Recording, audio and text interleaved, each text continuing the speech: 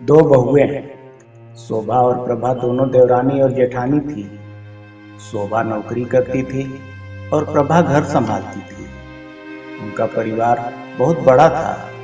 सास ससुर और उन दोनों के बच्चे कुल मिलाकर घर में 10 लोग थे। और आज कई सालों बाद उनकी बुआ सास अपने भाई के पास रहने आई थी। सुबह उठते ही बुआ जी ने देखा शोभा जल्दी जल्दी अपने काम निपटा रही थी। प्रभा ने सबका नाश्ता बना दिया, जिस नाश्ते को शोभा ने सबको परोस दिया। इसके बाद शोभा ने खुद अपना टिफिन पैक किया और जॉब पर चली गई। प्रभा ने फिर दोपहर का खाना बनाया और थोड़ी देर बैठ गई अपनी बुआ सास के पास। बुआ सास से रहा नहीं गया और प्रभा से बोली, छोटी बहू तेरी जेठानी शोभा तुझ पर बड़ा हुक्म चलाती है। सुबह से देख रही हूँ रसोई घर में तू ही लगी है और वो महारानी दिखावा करने के लिए सबको नाश्ता परोस रही थी, जैसे उसी ने बनाया हो। ये सुनते ही प्रभा ने अपनी बुआ सास की तरफ देखा और बड़े प्यार से कहा, नहीं बुआ जी, ऐसी कोई बात नहीं है। शोभा दीदी बहुत अच्छी हैं। बुआ बोली, तू बहुत भोली है प्रभा, पर मैं सब समझती हूँ। मेरे सर के बाल ऐसे ही नहीं सफ़ेद हुए हैं। प्रभा से अब रहा नहीं गया और वो बोली, बुआ जी आपको शोभा दीदी का बाकी सबको नाश्ता परोसना दिखा, मगर आपको ये नहीं पता कि उन्होंने मुझे डांट कर सबसे पहले नाश्ता करवाया, फिर चाय पिलाई, और वो रोज ही मुझे सबसे पहले नाश्ता करवा देती हैं। वरना सबका नाश्ता बनाते बनाते तो मैं नाश्ता ही नहीं कर पाऊँ। वो मेरा कितना ख्याल रखती है। दीदी सुबह जल्दी उठकर मंदिर की सफाई करके फूलों को सजाकर रखती हैं और वो मुझे खुद से 1 घंटा लेट उठने को कहती हैं, क्योंकि मुझे उठते ही नहाकर सीधा रसोई में ही जाना पड़ता है। शाम को ऑफिस से आते वक्त दीदी बाजार से सब्जियां भी लेकर आती है, क्योंकि हमारे पति रात को लेट आते हैं। और शोभा दीदी ने सासू माँ को बाजार जाने के लिए मना किया है, क्योंकि माँ जी अब 60 साल से ऊपर की हो चुकी हैं। कहीं बाजार जाते समय उन्हें तकलीफ न हो जाए, वैसे भी उन्हें घुटनों की परेशानी है।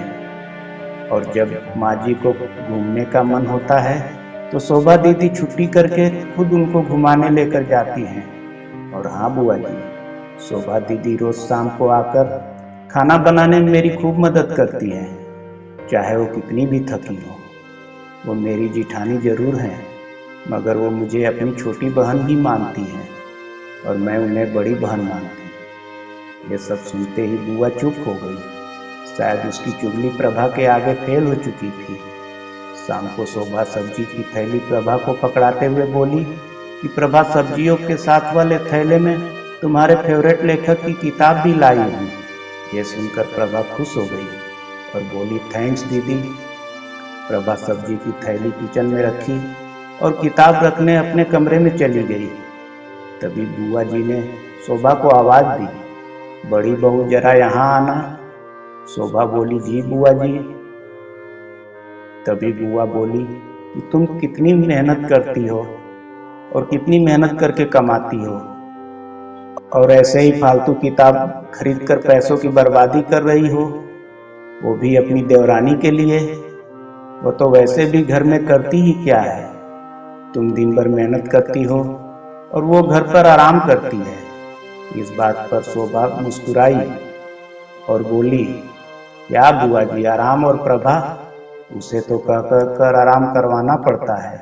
सुबह से बेचारी लगी रहती है किचन में। मेरे और उसके मिलाकर 4 बच्चों की टिफिन सब वही तो करती है। फिर भी उसके चेहरे पर हमेशा एक सुंदर सी मुस्कान ही रहती है। सुबह की चाय पीने का भी समय नहीं रहता उसे। और जब दोपहर बच्चे आते हैं, फिर उनका खाना, उनकी पढ़ाई सब वही तो देखती है। वो है इसलिए मुझे बच्चों की चिंता भी नहीं रहती है और मैं अपना पूरा ध्यान ऑफिस में लगा पाती हूँ। मम्मी पापा की दवाई कब खत्म हुई और कब लाना है, ये सब वही तो ध्यान रखती है। घर पर कब कौन सा रिश्तेदार आता है, उनकी सेवा भी वही करती है। और बुआ जी, घर पर रहकर घर और बच्चे संभालना कोई छोटी बात नहीं है। उसे तो बस पढ़ने का ही शौक है। फिर क्या मैं अपनी छोटी बहन की छोटी सी इच्छा भी पूरी नहीं करूंगी? अगर उसकी इच्छा मैं पूरी नहीं करूंगी तो कौन करेगा? अब तो बुआ की पूरी तरह से बोलती बंद हो गई। फिर शोभा भी अपने कमरे में चली गई। ये सारी बातें शोभा की सास पीछे खड़ी हुई सुन रही थी। वो बुआ के पास आकर बोली, दीदी ये दोनों देवरानी जेठानी जरूर है, मगर इनका प्रेम दो सगी बहनों से भी ज्यादा है। ये दोनों एक दूसरे का अधूरापन पूरा करती है। मेरे घर की मजबूत नींव है ये दोनों बहू। पहले मैं भी एक बुरी सास थी और हमेशा ही इनको मैं लड़वाने की सोचती थी, लेकिन इनके प्रेम के आगे मैं भी पिघल गई।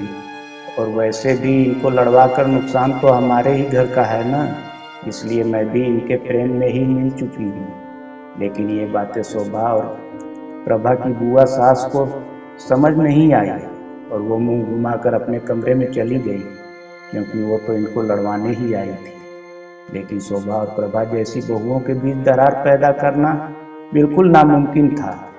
दोस्तों, अगर शोभा प्रभा जैसी बहू हर घर में हो तो उनके प्यारे घर को बड़ी से बड़ी ताकत भी नुकसान नहीं पहुंचा सकती। वाकई में ऐसी बहुएं हर घर में हो तो हर एक घर स्वर्ग बन सकता है।